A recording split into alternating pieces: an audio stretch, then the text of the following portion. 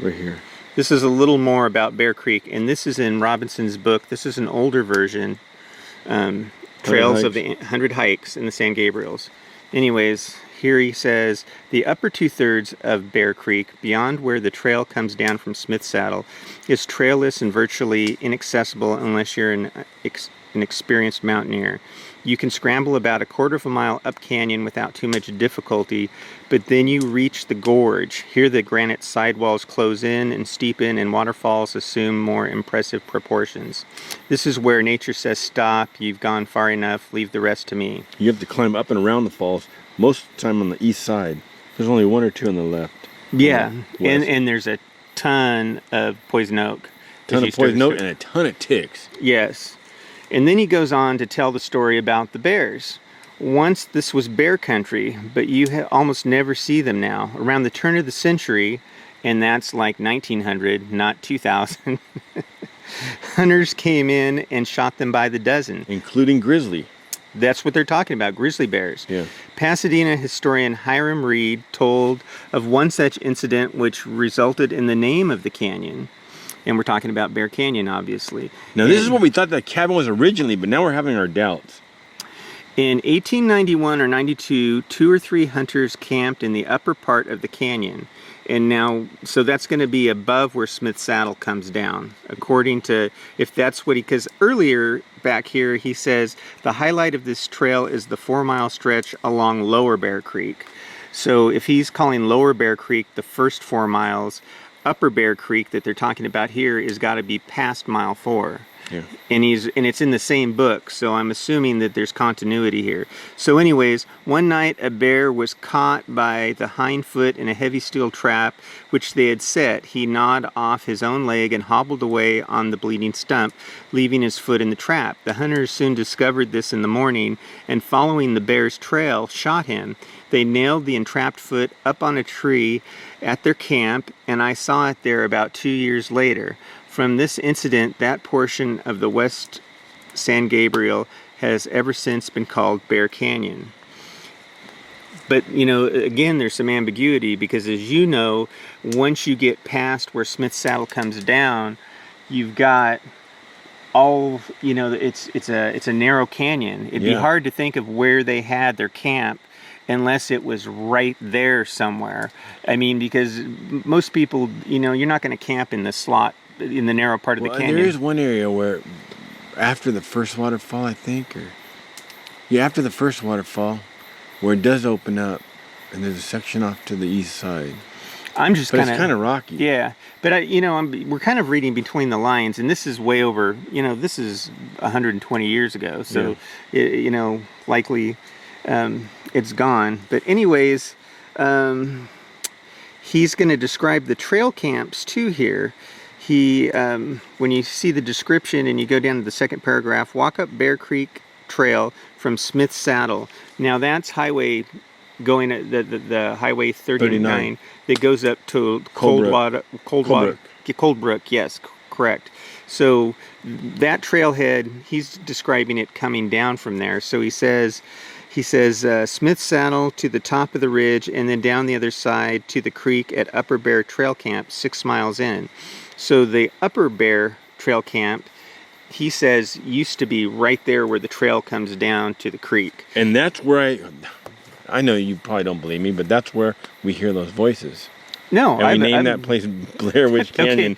Okay. It's spooky back there. That's where we hear those. Yeah. My nephew Robert and I heard them, and a Catholic priest, believe it or not, was coming back their head, tearing over the same as I did. He bought his right after I bought mine. I camped with him at Coldbrook, and after I told my story, he goes, "Alan, you know, I've only told family this, but I'm going to tell you, one afternoon I was back there, about 4 or 5 in the afternoon, it was getting dark early, and I heard voices.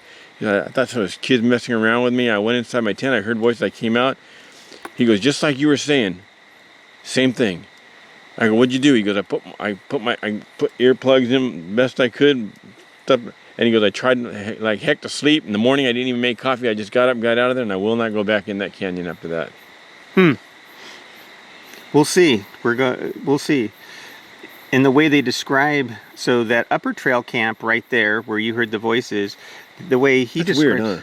It's really weird. It's really weird. Not that many people go back there. You know, you can tell. It's like people go up to the saddle and then they'll go up to Smith Peak, but not very many people come down. I've never seen anybody up above the waterfalls. No, Never. No, you don't see any footprints, anything. You don't see. I've been back there. Gabriel's back there. My nephew's been back there, and I don't know anybody else who's been back there. Even if there was an old trail, a lot of times if you look around, you can see where saw cuts have been made on trees. Yeah. It'll heal, but if it's jagged, you know, it's natural. But sometimes you can tell there was people had been back there, but you don't see any of that. It looks. But way back there, above one of the falls, we have to go up over the top. You can see where it might be a game trail though. A game might have been doing it. Yeah, you never know. Because we were camped back there one time, Gabriel and I, and I'm all the way to the top by Twin Peaks, way back there. Yeah. And coming back down, he waited back there. His legs gave out, so he was asleep by the river, leaning against a tree, fell asleep. And when I come back down, I go, dude, look! And there's big old huge mountain lion prints in the sand. And he goes, you made those. I go, dude, look, they're all the way across. He goes, he's all, they weren't there when I laid down. He slept and walked past him in his sleep, walked right past him. Wow. So he goes, let's get out of here. So we were getting out, trying to get out of here, but we ran out of time. We ended up down above the second or third waterfall, and we strung our food out over the waterfall, and we're asleep right there. And it's straight up on both sides. We're scared of something falling on us. Yes. So we got our heads underneath a little cutout. Yes. And we're sleeping. I'm sleeping in that same bivvy, I think. And in the morning we wake up, and just off past our feet, there's a big old steamy pile of bear crap where a bear had come down, taken a dump, marked his territory, and got out of there. And just kept on going. Yeah, I'm like, dude, you can still feel the heat coming off of this thing. It's real weird. But it was so cool. I mean, we're looking up and you're seeing stars shoot past the shooting stars. Yeah, because the canyon's close right there, you know. Yeah. I mean, it's real wilderness. It feels that way. It feels that way to me. I mean, compared to like even the East Fork, until you get back to maybe like above Iron Fork or Fish Fork. I mean, you just don't see the people here. I made a memorial to him back there. I remember that on one of your videos. Yeah. So he says nobody will ever find that thing either. It'll get washed out eventually. No, it's way away from the river. It opens up huge back there. It's way away from the river. So the trail camp, that upper trail camp, it says the trail camp consists of 4 stoves spaced along the east bank. That'd be the side we're on right now. So when you come down on the east side, but there's a huge patch of poison oak. It's been there, you know, it's covered. So I've never like tried to dig around in there, but there is a bench there, but there's all that poison oak on that side. It could have been washed out, but there were 4 stoves there. So it was a pretty good sized trail camp with 4 stoves there. And they say, and a little shaded flats for sleeping. Now he talks about the trail continues down canyon, disappearing in boulder areas, only to reappear a short distance beyond the opposite bank. In slightly over a mile, so from where you come down a mile from the upper camp, you reach West Fork Bear Trail Camp, shaded by alders, back a ways from the creek. And that is where we're going to tomorrow. Will be the number 1. And that cabin remains. Now, he doesn't say anything about that here either, but there was a trail camp there, and that was West Fork, which would be the middle one. And I read in another book, that one, when after that, it was given to the forestry, and they were using it for storage. Well, that's what we read in here, that about the Covina. Same thing with Covina. I'm sure a lot of these, see, going back to Covina Outing Club, when you get down here, it says the club disbanded in the 1920s and the cabin was used as a supply station by the Forest Service. I think the Forest Service did a lot of that. You know, if the cabins, you know, whoever put them in there and then they left, it kind of reverts back to the forest, because I mean it makes sense that they would use them, because they used to have a lot more rangers. You never see one now, but those guys had stables. They would ride around on horseback. They would check on stuff.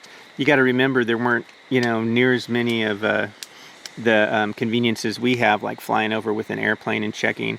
Even when's the first lookout?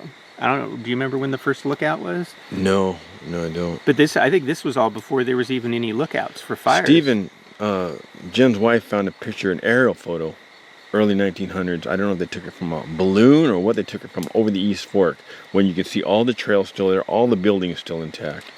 You can find it online. Anyway, I got some other facts to go with that too. Yeah. So anyways, we have some information here, and some of the stuff we're seeing jibes with what's in the book. None of it jibes perfectly, but we've got a lot of puzzle pieces, and Well, it's if we kind get of that, if those massaging it. boulders are there, if those boulders are there, it's without a doubt. We'll be able to, as far as the casting club. Yeah. And then, my own little theory, I think. Now is, that casting club came to be because of that guy getting lost downriver the West Fork, and liking the one that helped him out. So he, not to be outdone, he built the one up there. Yes. Yeah. Yeah. So I mean, the 6 degrees of separation. Yeah. Yeah. It's cool. It's like history. It's hiking. It's like finding these old places. Easter egg hunt. I want Easter egg. I want Easter egg. Exactly. Cool stuff. Okay, some of this stuff was just found in books and libraries and things, and I just took pictures of it. But Pasadena historian has written that the waters of the West Fork were so loaded with fish that in 1892, Frank Bolt, actually gives the name of the fisherman, Frank Bolt, president of the San Gabriel Valley Bank, caught 100 trout in a pool, and then became so carried away with the success that he fell in. The same year, a lady fell into the San Gabriel River and caught a trout in her bustle. The Pasadena Evening Star, June 3rd, 1896, reports to W.S. Wright belongs the distinction of landing on his recent trip the largest trout ever known to have been caught in the San Gabriel River. It measured 17.5 inches in length and was caught on a rod and reel. Some anglers, in their enthusiasm and greediness, resorted to dynamite. To protect fishermen from the enlarged grizzlies in the West Fork, early day forest rangers Jesse Sevier and Bill Bacon placed a number of steel bear traps in the canyon near the junction of Valley Forge Canyon in the West Fork. One day in 1900, a mammoth female grizzly was caught in one of Sevier's and Bacon's steel traps. When the frenzied bear caught sight of the rangers, it jerked free of the trap and charged. Although it took 9 slugs before she was felled, a step away from the ranger Bacon, the carcass reportedly weighed 1,300 pounds. 1,300 pounds. That's a lot of bear. I also found stories about when we did the North Fork hike from end to end. You could find pieces of a rail, pieces of a road down by the river. Now you got to keep in mind, none of these roads existed. All the trails were down next to the river. So we found pieces of stoves from a camp, a forest camp, down in the North Fork, where there had been a trail camp, right where the road crosses that bridge, up there by Pigeon Ridge Road. Okay. Just south of that. We found pieces of the road going down. Now, I read where a guy ran a horse-drawn carriage, 4 horses, there's even a picture of him, called the Coldwater Canyon Express or something like that. Yeah. Come down from Baldy. My guess is people down from Kelly Camp and stuff, down from Baldy. Yeah. And then over Coldwater Canyon, which Glendora Ridge Road didn't exist, and then up the North Fork, all the way over the East Fork, up the West Fork, to the North Fork, Yes. to Crystal Lake. That's a long haul. Yeah, it didn't tell how many days he would do it in or how many days he would let them stay there. But that's the kind of stuff people were doing back here. So we're finding all kinds of history. And possibly not exactly changing history, but changing a couple of the stories in the books. That cabin, for instance, if we verify that rock, I believe we actually have 2 big boulders right there we could look at. So that's you're right. That's even better evidence than trying to because there's not much of the Okay. cabin itself. But those rocks, I doubt yes. they were moved. Those are pretty big. No, those are really big. Look at this. Here's the pad, Yeah. and there's the toes. And There's a little another- bear. Yeah. There is another one. But right next to it, there's a mountain lion. It's the whole game. You may get lucky. That's what she said. Came upon this snake down here with a lizard. This snake would have bit me if it was a rattler. I didn't see it. It's got a weird pattern. Doesn't look like a gopher at all. Looks like a rattler, but no rattle. When I picked it up, it still had movement in it. Still had a heartbeat. Something was just here with both of these eating them. So there is something watching us right now. Whether it be a bird, probably a bird. But we'll leave their meal for them. Okay, we're somewhere deep in the way off trail. See those splashes over there? Those are from trout jumping and feeding on frogs. So I don't have my fly rod with me, but I do have my panfishingrods.com Goliath and the RMX 15 reel. There'll be a link to the details to panfishingrods.com, and if you're new to my channel, I have my own model rod on that channel. There'll be a link to it, and I'm going to be using this Panther Martin. Give the man a hell yeah. Give the man a hell yeah. So I'm going to set up my tripod. Look at it. Since I've talked, something else splashed. Another jump. There's multiple trout there, and we're looking for. Multiple targets acquired. They're flanking the frogs.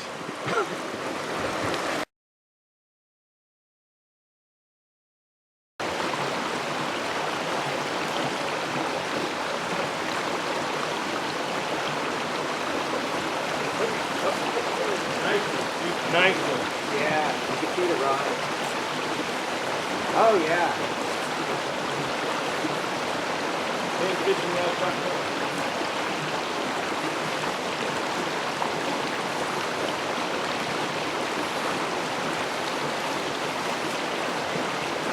Wow, look at the solar.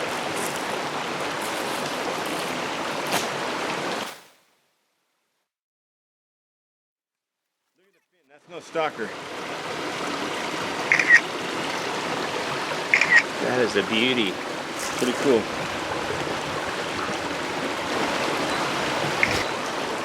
This is the Goliath model. Close it down about an inch smaller than this with a cap. But I'm just showing you. You can collapse it all the way down and leave your lure on it with the reel. And I put this in my side bottle pouch. Works out good for me. I tell you everything.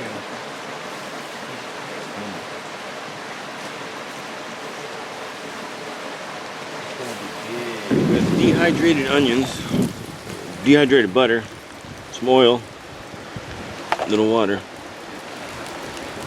some sea salt. And he's making some noodles with it. Got a lime, we're set. There's our lunch. Compliments of panfishingrods.com. Go ahead and give it a try.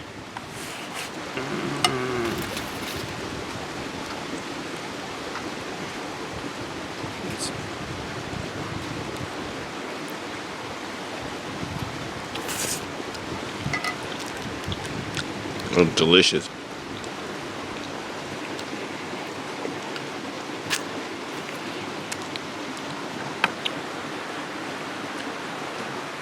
Those onions are good, huh?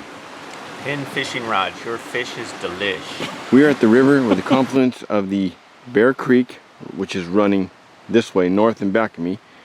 And we are in the northwest corner where Bear Creek and the West Fork of Bear Creek, not the West Fork River, but the West Fork of Bear Creek, way upriver, merge. And you can see signs of stone cutting here, but you can see steps here. But look what's up here. Look at this. Many a trout were cooked in this fireplace. Many a trout, huh? Thousands probably. look at concrete floor, stucco wall. They stucco did. Not as big as the other one, but It's still pretty good size. Yeah. This corner to that corner is got to be at least like 16 feet. yeah. And this corner to this corner, probably about 12. It's hard to tell. Like they can see the kind of the corner outline. Yeah, you can see right there in the center of the screen, the corner. Like the corner splits out right here. Yeah. And this would be the door. We'll show you a picture of this. This would be the door right here. The door is looking southeast Yeah. into the confluence of the two rivers. Now I saw something from down below. I'll try to climb down there and check it out. I'm going to gather up all these acorns though. But I saw some stonework down over here somewhere. But how cool is this, guys? Another find. Yeah. Acorn. How cool is this? So we're gonna camp out somewhere here locally or on the way back. I'm not sure. But see what we think. And in the morning we're going back the same way, and we're gonna check out our theory with those stones. I doubt anybody moved those stones. Those stones would have been hundreds of pounds. Yeah. And who knows how deep they go. Pretty neat though.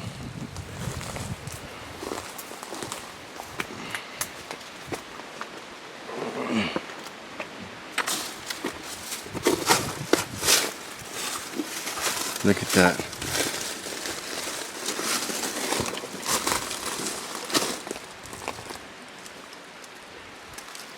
Back in its heyday, I'm sure they just walked right down there and fished. There, built a substantial stone clubhouse at the forks of Bear Creek, 2 miles up from West Fork. West Fork of the, so, but he's saying the forks of Bear Creek, which this is, but it's way more than 2 miles. But maybe the forks of Bear Creek maybe means the forks where Bear Creek meets the West Fork. Maybe somehow that got twisted up in the stories.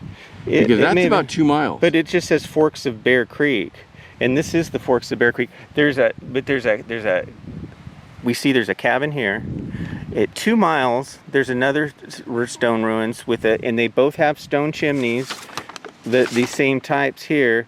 It's like but the other one, if those rocks are there, then that's it. Yeah, but I'm looking like these rocks don't quite line up to it. No, I mean at the other one. Yeah, but that's what I'm saying. It says, found a secluded spot, wonderful fishing and hunting, big stone cabin, sheltered many a happy outing, their families and friends. Club disbanded and the cabin. So there should be records of this though, okay, with the forestry. And one thing you got to keep in mind is, why would they have storage this far back? You know, it seems like the other cabin would have been storage. Well, the one thing about here is like, as you go downstream, the creek gets bigger. The fishing would be better. The fish get smaller as you come up here.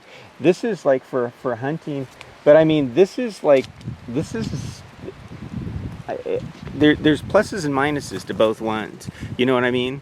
It's like one way said is this one, and the other one's the other one. But they're both.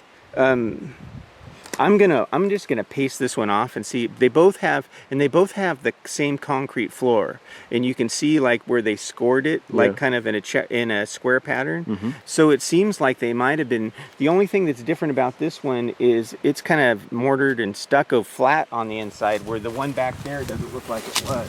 But it looks like it might have been built very, very similar. Here's their trash. Yeah. Go up by this. Behind here. This is a thick wall can. There's a big pile right in here, see. There's a couple of piles all over in here. You can see it right there. Yeah. Right there. That looks like a fuel can. Right there. Oh, here's a bunch of them here. Yeah.